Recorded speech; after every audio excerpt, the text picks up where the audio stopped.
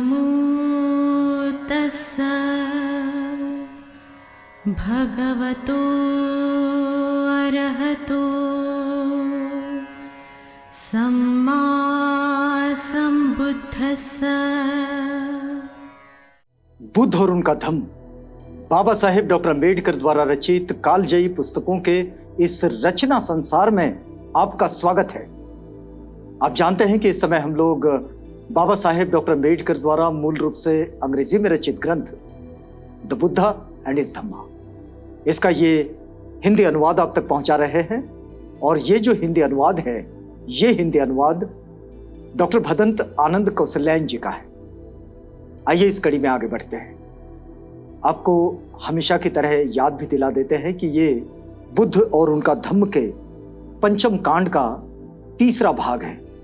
और इस तीसरे भाग में बाबा साहेब जिस बात को हम तक पहुंचा रहे हैं वो बात है कि जोर जबरदस्ती से धम्म दीक्षा नहीं होगी। और ये भिक्षुओं को स्पष्ट रूप से बाबा साहेब कहते हैं, तथागत भी कहते हैं। हर एक के लिए उनके अपनी स्वेच्छा के अनुसार वो दीक्षा लेंगे।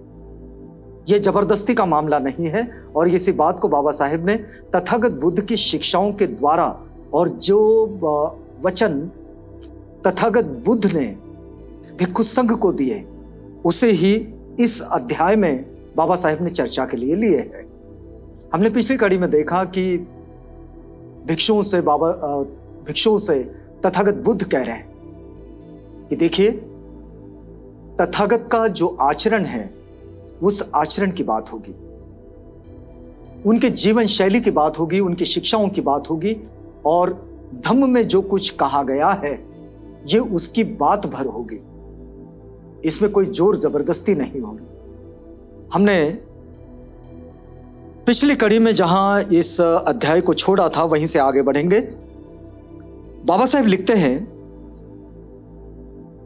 कि भिक्षु ये कह सकता है कि श्रमण गौतम बीजों या पौधों की हानि करने से अपने आप को दूर रखते हैं। तथागत गौतम का ये स्वभाव है, श्रमण गौतम का, तथागत बुद्ध का ये स्वभाव है कि वे बीजों या पौधों की हानि करने से अपने आप को दूर दूर रखते हैं। और वे केवल एक बार ही भोजन करते हैं। वह रात को भोजन नहीं करते, वे अपराह्न भोजन नहीं करते और अपराह्न भोजन करने से वे विरत रहते हैं। ये उनकी अपनी जीवन शैली है। इस जीवन शैली से प्रेरित होकर अगर कोई उनका साथी बने तो ठीक, ना बने तब भी ठीक, लेकिन किसी पर जोर जबरदस्ती नहीं। आगे लिखते हैं कि वह नृत्य, गीत और वादित युक्त खेल तमाशों को देखने से विरत रहता है। तथागत बुद्ध कैसे हैं? नृत्य, गीत और वादित युक्त खेल तमाशों को देखने में वे विरत रहते हैं। वे माला, सुगंधियों तथा लेपों से अपने आप को अलंकृत करने या फिर सजाने से विरत रहते हैं। वे ऐसी किसी भी बाह्य चीजों का जो अलंकारों में या फिर आभूषणों में आती है, ऐसी किसी भी चीज का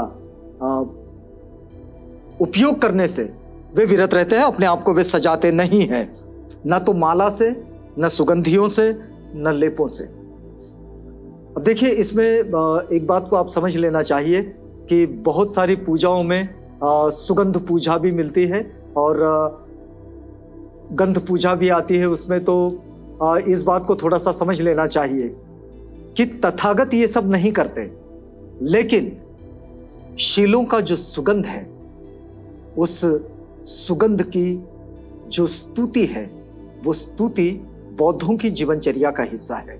इसलिए किसी के मन में इसके प्रति कोई आक्षेप नहीं होना चाहिए या फिर किसी तरह का कोई कॉन्ट्रडिक्शन नहीं होना चाहिए। तथागत ऊंची ऊंची महान शैयाओं का उपयोग नहीं करते। ऊंचे आसनों पर तथागत नहीं बैठते और ना ही उस पर सोते हैं या फिर उसका इस्तेमाल करते हैं। वे चांदी सोना स्वीकार नहीं करते। तथागत स्त्रियों या लड़कियों का स्वीकार नहीं करते। वे दास दासियों का स्वीकार नहीं करते, अपने लिए किसी दास, किसी नौकर, किसी चाकर का वो स्वीकार नहीं करते। तथागत भेड़ बकरियों का स्वीकार नहीं करते, मतलब किसी भी जानवर को उनको भेंट नहीं किया जाता, वे उसका स्वीकार नहीं करते। तथागत मुर्गे मुर्गियों तथा सूअरों का स्वीकार नहीं करते। वे हाथियों, गाय बैलों, घोड़ों घोड़ियों का स्वीकार नहीं करते। वे उत्सर या बोई हुई जमीन को स्वीकार नहीं करते। वे शादी कराने आदि में मध्यस्थ बनना स्वीकार नहीं करते। यदि कोई भिक्षु ऐसा करते हैं तो ये विनय के अनुसार दोष होगा। शादियां जोड़ने का काम ये तथागत नहीं करते, भिक्षु संघ नहीं करता। अगर भिक्षु संघ का कोई सदस्य ऐसा करता है तो वो विनय के अनुसार नहीं होगा। ये बाबा साहेब तथागत बुद्ध की शिक्षाओं के द्वारा और विनय पिटक के आधार पर इसमें लिखते हैं। अब देखिए आगे फिर बाबा साहेब लिखते हैं कि तथागत खरीदना बेचना स्वीकार नहीं करते। खरीद फरोख्त वाले कामों में तथागत नहीं रहते। तथागत तराजू या बटखरों से किसी को ठगना स्वीकार नहीं करते। चीजें बेचना, खरीदना, फिर उन चीजों में व्यापार करना और फिर व्यापार में किसी को ठगना, ये वो कभी स्वीकार नहीं करते। तथागत कभी रिश्वत, वंचना और ठगी के टेढ़े मेढ़े रास्तों से नहीं चलते। मतलब जिसे अच्छे काम नहीं माने जाते वो तथागत नहीं करते। फिर आगे देखिएगा बाबा साहेब क्या लिखते हैं। तथागत किसी का अंग भंग करने, किसी को मार डालने, किसी को बांध डालने, किसी को लूट लेने, किसी की हिंसा करने से विरत रहते हैं। वे किसी भी हिंसा का, चाहे मन हो चाहे वाचा हो, किसी से भी या फिर शरीर हो, काया वाचा मन, किसी से भी वे हिंसा का समर्थन नहीं करते। फिर आगे तथागत कहते हैं, देखिए यह बड़ा महत्वपूर्ण संदेश है। भिक्षुओं, ऐसी कुछ बातें हैं जो एक सामान्य आदमी तथागत की प्रशंसा करते हुए कह सकता है। ये वो सारी बातें हैं जो तथागत की प्रशंसा करते हुए कही जा सकती है, लोग कह सकते हैं। लेकिन ऐसा होने पर भी, अब किसी भिक्षु के सामने तथागत की प्रशंसा हो रही है, तो ऐसा होने पर भी तुम्हें, यानी कि भिक्षुओं, तुम्हें विशेष हर्ष होना चाहिए, नहीं तुम्हें तुम्हारा हृदय खुशी से फूल जाना चाहिए।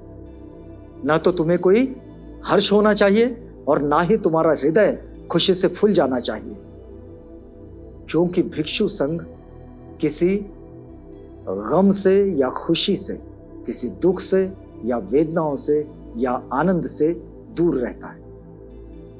तथागत की प्रशंसा हो रही है, होने दे। निंदा हो रही है, होने दे। उससे तथागत पर कोई प्रभाव नहीं पड़ता है। भिक्षुओं ने इस काम में लिप्त नहीं हो जाना चाहिए। यदि कोई तथागत की प्रशंसा करें तब भी भिक्षुओं को बहुत खुश होने की जरूरत नहीं है, आनंद से नाचने की कोई जरूरत नहीं है। यदि तुम ऐसे होगे, तथागत क्या कहते हैं कि यदि तुम ऐसे होगे तो इसमें भी तुम्हारी साधना में बाधा पड़ेगी। यदि तथागत की प्रशंसा से तुम खुश होने लगोगे तो तुम्हारी साधना में भी बाधा पड़ेगी। जब दूसरे लोग मेरी या धम्म की या संघ की प्रशंसा करें तो तुम्हें जो यथार्थ बात हो उसे स्वीकार करना चाहिए। यदि कोई बुद्ध, धम्म और संघ की प्रशंसा करता है तो भिक्षुओं, तुम्हें वो ही स्वीकार करना चाहिए जो यथार्थ हो। इस समय बाबा साहेब जिस बात की चर्चा कर रहे हैं वो चर्चा है कि जोर जबरदस्ती से धम्म परिवर्तन करने की कोई जरूरत नहीं है और धम्म दीक्षा देने की कोई जरूरत नहीं है। फिर आगे कहते हैं, तुम्हें कहना चाहिए, भिक्षुओं तुम्हें कहना चाहिए, इस कारण से ये ऐसा है, ये जो है ये सब इस कारण से ऐसा है, ये बात हमारे बीच है, ये गुण हम में है, यह हमें गुण है। तो ये हमारी क्षमता है।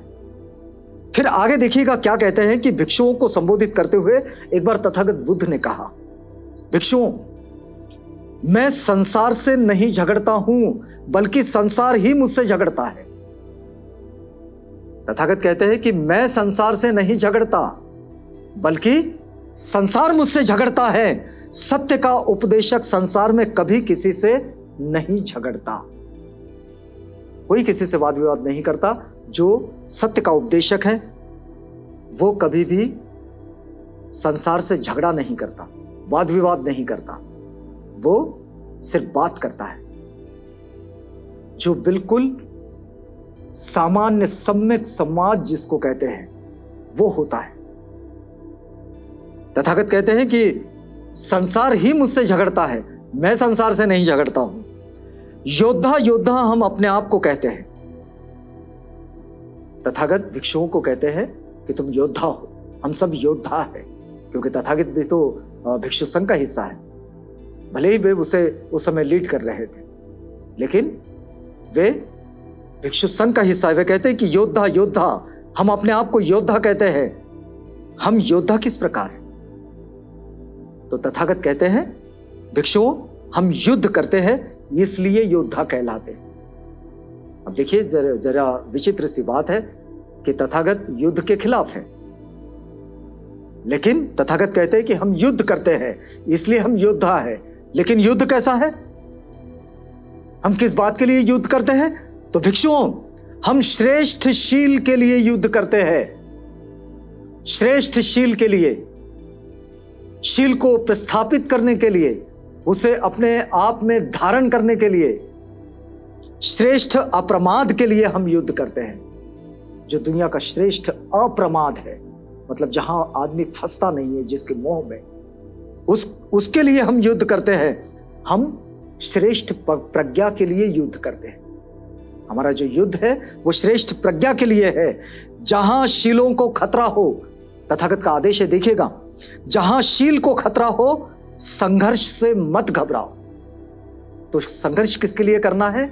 शील के लिए, मतलब हिंसा से विरत रहने के लिए, झूठ बोलने से विरत रहने के लिए, चोरी से विरत रहने के लिए, व्यभिचार से विरत रहने के लिए, प्रमादयुक्त जीवन से विरत रहने के लिए, इसके लिए संघर्ष करना है। और ये जो संघर्ष करना है, जब शील खतरे में है तब भीगी बिल्ली जैसे बने बैठे मत रहो।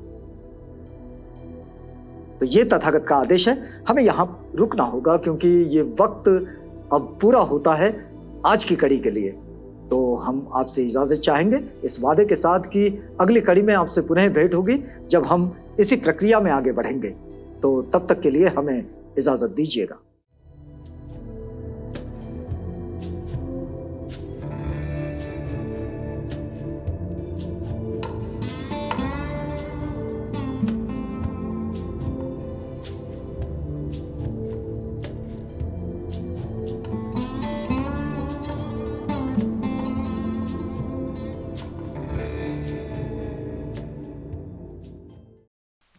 बुद्ध और उनका धम्म।